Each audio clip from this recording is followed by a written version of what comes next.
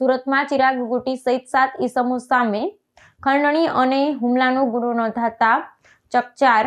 ડીસીપીની સૂચના બાદ સઘન તપાસ શરૂ। સુરત શહેરમાં કાયદો અને વ્યવસ્થાની પરિસ્થિતિ વધુ સુદૃઢ બનાવવાના પોલીસ તંત્રના પ્રયાસો વચ્ચે એક ચકચારી ઘટના સામે આવી છે, જેમાં ખંડણી ઉઘરાવવા તેમજ ધાક ધમકી આપી મારપીટ કરવાના ગંભીર આરોપસર ચિરાગ ગોટી સહિત કુલ 7 શખ્સો સામે પોલીસ ફરિયાદ નોંધવામાં આવી છે। ફરિયાદી જિગ્નેશ વ્યાસ દ્વારા નોંધવામાં આવેલી વિગતવાર ફરિયાદને આધારે સ્થાનિક પોલીસે આ તમામ આરોપીઓ વિરુદ્ધ ભારતીય ન્યાય સંહિતાની વિવિધ કલમો હેઠળ ગુનો નોંધી કાયદેસરની કાર્યવાહી હાથ ધરી છે। આ સમગ્ર પ્રકરણમાં ઝોનના પોલીસ ઉપાયુક્ત ડીસીપી રાજદીપસિંહ નકુમની સીધી દેખરેખની સૂચના હેઠળ ત્વરિત પગલાં લેવામાં આવ્યા છે।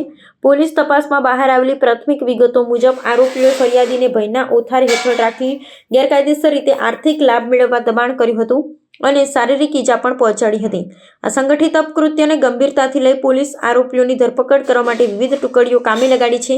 પોલીસ વિભાગ દ્વારા આ સંવેદનશીલ મામલે તટસ્થ અને ઊંડાણપૂર્વક તપાસનો આરંભ કરી દેવામાં આવ્યો છે। તપાસ અધિકારીઓના જણાવ્યા અનુસાર ગુનામાં સંડોવાયેલ તમામ 7 આરોપીઓની ભૂમિકાની ઝીણવટભરી તપાસ કરવામાં આવશે અને જો તેઓનો કોઈ અગાઉનો ગુનાહિત ઇતિહાસ હશે તો તે દિશામાં પણ કાર્યવાહી થશે। શહેરમાં અસામાજિક તત્વોનો ભય દૂર થાય અને સામાન્ય નાગરિકોની સુરક્ષા જળવાય તે હેતુથી પોલીસ દ્વારા દાખલારૂપ કાર્યવાહી કરવામાં આવશે। જે એનડીપીએસના ગુનામાં ચિરાગ ગોટી જે રીતે કોર્ટમાં સરેન્ડર થયો હતો અને ત્યારબાદ સિલસિલાબંધ જે વિડીયોઝ એના સોશિયલ મીડિયામાં કે જે બીજા લોકોને ખરાબ રીતે મારતા હોય, ધમકી આપતો એવા વાયરલ થયેલા અને ત્યારબાદ એક જે ફરિયાદી છે જિગ્નેશ મગનભાઈ વ્યાસ કે જેઓને પણ એની બાજુમાં સોફા પર બેસાડી 2 લાફા મારતો હોય એવો વિડીયો જે વાયરલ થયેલો, તો એ ફરિયાદી અમારી સમક્ષ આવતા એ ફરિયાદીની જે ફરિયાદ જે છે ગઈકાલે દાખલ કરવામાં આવેલી છે। ફરિયાદની કન્ટેન્ટ એ મુજબ છે કે તારીખ 15/10/2021ના રોજ જ્યારે એની જિગ્નેશ પોતાની જે ઓફિસ છે ત્યાં હાજર હતો ત્યારે ત્યાં નીચેના ભાગમાં જે ચિરાગ ગોટી છે તથા રવિ ભાલ અને યુવરાજ જાદવ આ લોકો આવેલા અને એને કીધું કે ભાઈ તારા બાપના તો અમે પૂરો કરી નાખ્યો છે, હવે તારો વારો છે, તારે દર મહિને અમને 2 લાખ રૂપિયા ખંડણીના હપ્તાના આપવા પડશે એમ કરીને એને ધમકી કરીને એની પાસે જે પડેલા 10 લાખ રૂપિયા છે તે લઈ ગયેલા। અને ત્યારબાદ ચિરાગ ગોટીને એવું ખબર પડી કે આ ભાઈ જે જિગ્નેશ વ્યાસ છે એ પોલીસમાં ફરિયાદ કરવા જવાના છે, તો ત્યારબાદ ફરીથી તારીખ 24/10/2021ના રોજ એની ઓફિસની નીચેના ભાગમાંથી જે આ જિગ્નેશ છે એનું અપહરણ કરી દઈ અને એના ઘરે લઈ ગઈ અને આ રીતે સોફામાં બેસાડી અને પહેલાં સમજાવ્યો કે કઈ રીતે તારે હાથ જોડીને રોવાનું છે અને સમજાવ્યા બાદ એની બાજુમાં બેસાડી અને 2 લાફા મારી દીધેલા। તો આના વિરુદ્ધમાં 386, 365, 342, 323 એટલે ખંડણી, અપહરણ અને મારામારીનો જે ગુનો છે એ દાખલ થયેલ છે। સર, એની એક કંપની છે ઓઇલની, એમાં શું રોલ હોઈ શકે, કઈ રીતે તપાસ કરવામાં આવશે? અત્યારે જે આ ગુનો છે એમાં તો ખંડણીને લગત જે તપાસ છે એ કરવામાં આવશે અને ઓઇલને લગત જો કંઈ કંપનીમાં ખોટું કરતા હશે તો એનાથી અલગથી કાર્યવાહી કરવામાં આવશે। સર, ઓડિટ રિપોર્ટ અને બધું મંગાવવામાં આવશે?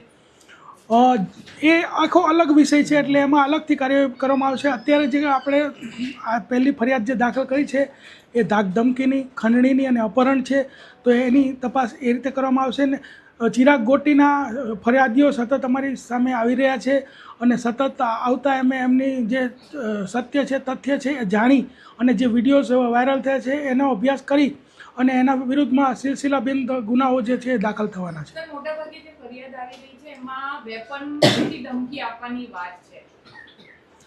જે કોઈ અત્યારે આ જે ફરિયાદ જે છે એ ખંડણીની ફરિયાદ છે અને આમાં વેપનનો કોઈ મુદ્દો નથી, પરંતુ જો કોઈ વેપનની પણ વાત હોય તો વેપન પણ રિકવર કરવામાં આવશે અને બીજું જે કંઈ પણ આપણા સમક્ષ આવશે એના ઉપર કાર્યવાહી કરવામાં આવશે।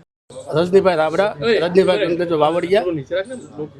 ક્યાં આવ્યા છો અને શા માટે આવ્યા છો? હવે હું અહીંયા સીપી ઓફિસ પેપરમાં હતું કે ભાઈ નકુમ સાહેબને આપણે મળીને કાંઈક જે ચિરાગ ગોટીવાળું આજ પેપરમાં આવ્યું હતું એ મેં જાણીને હું અહીંયા આવ્યો છું। મારી મેટર એવી છે 2018માં એણે મને 3 લાખ રૂપિયા આપેલા, પછી 1 મહિના પછી મારી ઘરે એ 40 જણા આવેલા।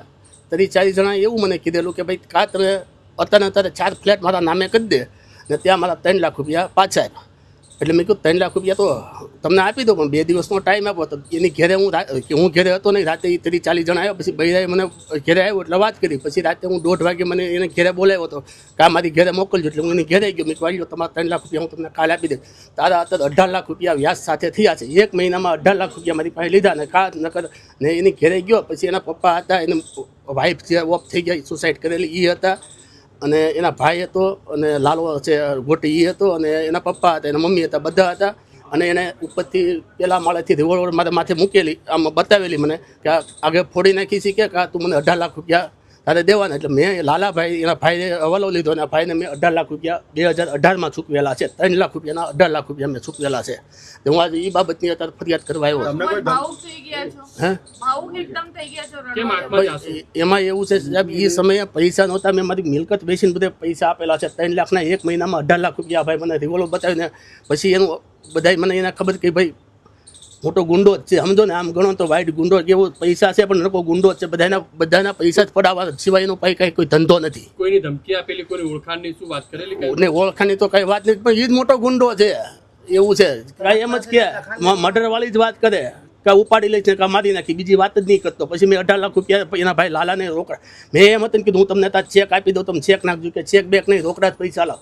એમ કરી મારી પાસે 18 લાખ રૂપિયા એ ભાઈ લઈ ગયેલો છે. પાસે શું પુરાવા છે? ઓડિયો હા, એના પપ્પાને મેં કાલે ફોન કર્યો તો મેં કહ્યું ઘનશ્યામ કાકા, એનું રેકોર્ડિંગ છે મારી પાસે. મેં ઘનશ્યામ કાકા તમારી ઘેરે હું આવ્યો તો મને ચિરાગભાઈ મેં કીધું રિવોલ્વર બતાવેલી કે હા બતાવેલી તને. મેં કીધું પાછા હા ના નહીં પાડતા એવું મેં હતું ને. કાલનું જ મારી પાસે રેકોર્ડિંગ છે. કાલે મને આ બધી ખબર પડી એટલે મેં વિડીયામાં જોઈને, મતલબ સોશિયલ મીડિયામાં જોઈને મેં પપ્પાને ફોન કરેલો છે કાલ.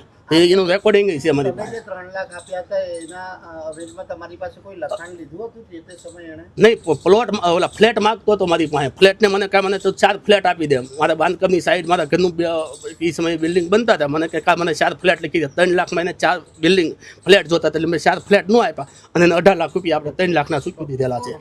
એ બાબતની